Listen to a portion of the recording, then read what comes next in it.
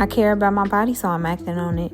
Day 92 of walking for an hour around different neighborhoods in the city of Chicago, and today we're in Garfield Ridge. Located on the southwest side of the city, this neighborhood is on the western border of the city. The name comes from Garfield Boulevard, a main east and west running street, also known as 55th, and a nearby glacial ridge, thus Garfield Ridge. Back in the back of the day, Native Americans only used this land to pass through, and initially white settlers did the same. They only wanted to pass through this wet prairie land. From the 1830s to the 1850s, farmers and land speculators bought up land in the area, but few of them stayed. William B. Archer, who was the Illinois and Michigan Canal Commissioner, land speculator, and namesake of Archer Avenue, was among the earliest land speculators, purchasing 240 acres of land in 1835. In 1853, John Long John Wentworth, fellow land speculator, farmer, and one-time Chicago mayor, purchased several tracts just east of Archer's land. A park that bears his name occupies the land that he once owned, which is the park that we started with at the beginning of the video. Chicago annexed this area in sections.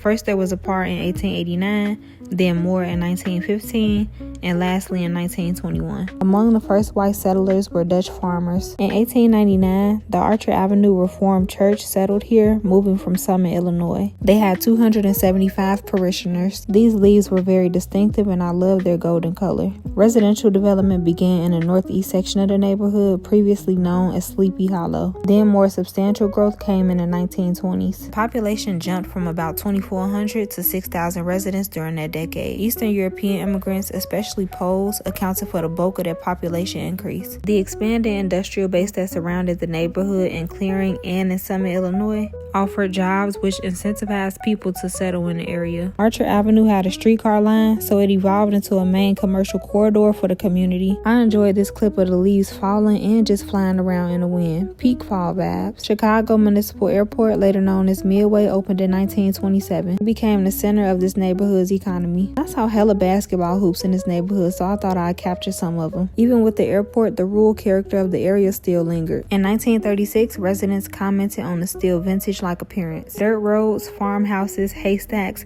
and grazing animals still filled the land. Development slowed during the Great Depression, but between 1940 and 50, the population nearly doubled. It went from about 6,800 residents to a little under 13,000 residents. Then it more than tripled in the following decade to 40,500 people. At the beginning of 1950, the area was entirely white, with 40% of the population still foreign-born. It wasn't until 1960 that there was a sizable African-American population. They exclusively lived in LeClaire Court Public Housing Project. The decline in traffic at Midway led to a decline in businesses, population, and jobs. Bye, y'all.